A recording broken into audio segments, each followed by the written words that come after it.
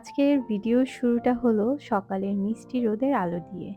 আসসালামু আলাইকুম এভরিওয়ান, আমার নতুন আরেকটি ব্লগে আপনাদের সবাইকে ওয়েলকাম জানাচ্ছি। আশা করি সবাই অনেক ভালো আছেন।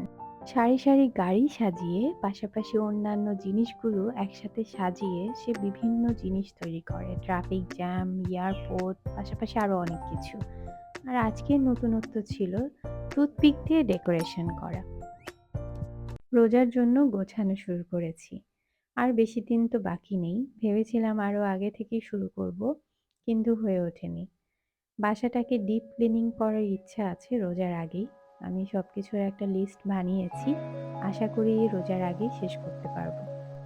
সানানকে সন্ধ্যায় নাস্তা খাওয়ানোর পর হাতে কিছুটা সময় ছিল, তাই ভাবলাম লিস্ট থেকে 2টা সিম্পল কাজ বেছে নিয়ে আজকেই সেরে ফেলি। আমার ক্যাবিনেটের ফুল মিররটা ক্লিন করে নিলাম। ক্লিনিং স্প্রে ইউজ করে তারপর আবার আমি শুকনা ড্রাই টিস্যু দিয়েও মুছে ফেলি।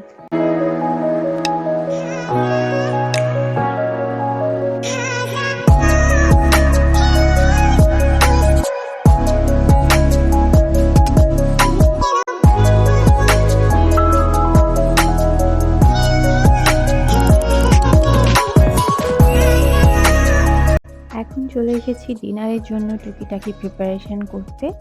ডিনারের প্রিপারেশন শেষ করে তারপর আমি যাব হচ্ছে আমার ক্যাবিনেটের সামনে 3টা লাইট আছে, এটা ডেকোরেশন করতে।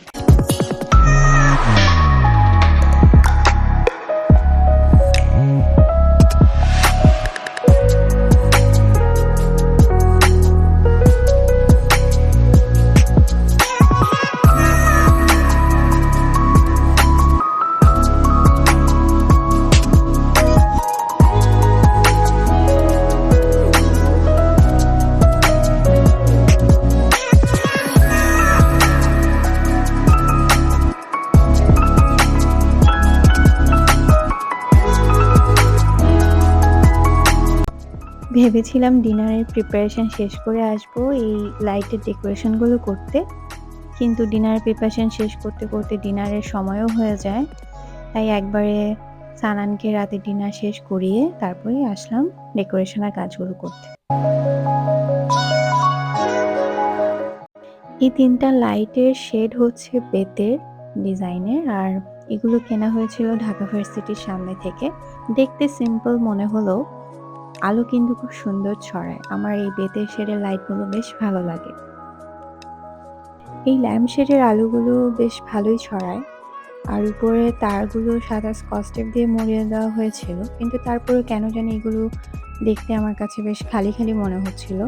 তাই এই শেডগুলোকে ডেকোরেশন করার জন্য আমি আর্টিফিশিয়াল লিফ ব্যবহার করেছি।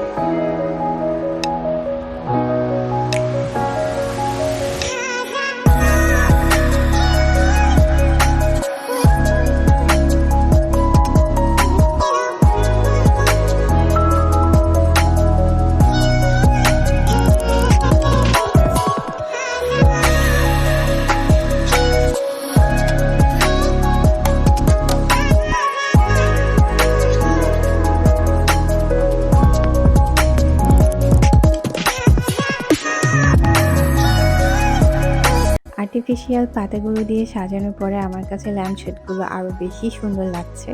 আপনাদের কাছে কেমন লেগেছে আমাকে কমেন্ট সেকশনে জানাবেন।